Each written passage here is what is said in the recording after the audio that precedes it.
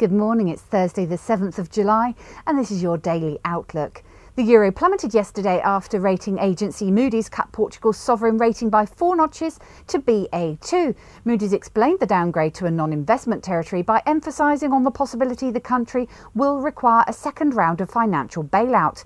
The outlook on Portugal's rating remains negative, raising fears that Portugal may follow Greece and fall into a deep debt crisis. Versus the greenback, the euro shed 1.3%, falling to 142.85 from 144.66. Investors' focus now turns to today's interest rate decision by the European Central Bank, which is due at 11:45 GMT. Rates are expected to rise by 25 base points as hawkish ECB policymakers say that strong vigilance is warranted in order to maintain price stability. CPI enforced the expectations after it revealed that inflation remains elevated, gaining 2.7% in June, which is well above the target figure. It will be interesting to hear what the ECB President Jean-Claude Trichet has to say during the press conference that will follow. The US dollar firmed against its major counterparts but fell versus the safe haven Swiss franc and Japanese yen on heightened Eurozone debt contagion fears. Focus now turns to the ADP employment change data as well as initial jobless claims. The Australian dollar advanced today after jobs data revealed significantly higher figures in June. Against the dollar, the Aussie rose to 107.60 from 106.54. Sterling slid against the dollar ahead of the Bank of England interest rate meeting today at 11 GMT. The prospect of additional quantitative easing is alive as the UK economy is struggling to escape recession. Sterling fell to $159.44 from $160.90.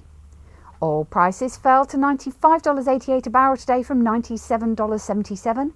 Gold gained 1.6%, edging higher to $1,533.65 an ounce from $1,510.11. And silver gained 3.5%, rising to $36.25 an ounce from $35.03. Now let's take a look at the currencies to watch out for.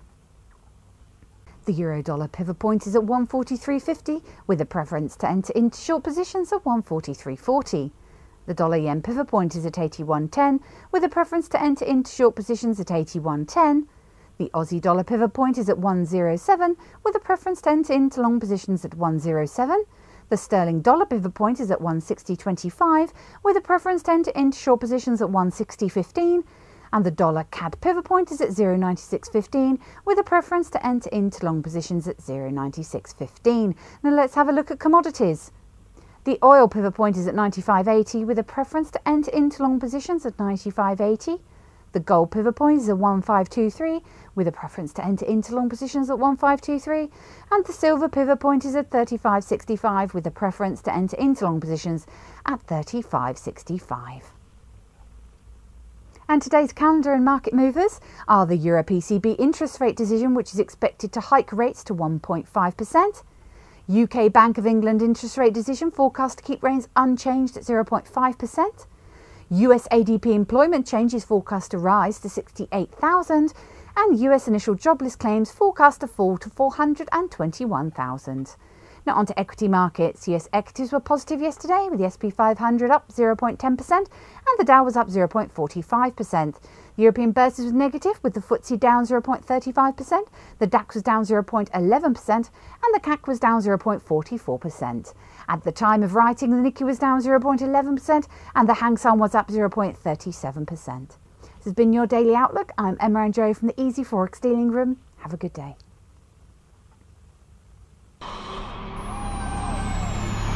Not only have you found a great place for Forex news, you found a great place to trade it.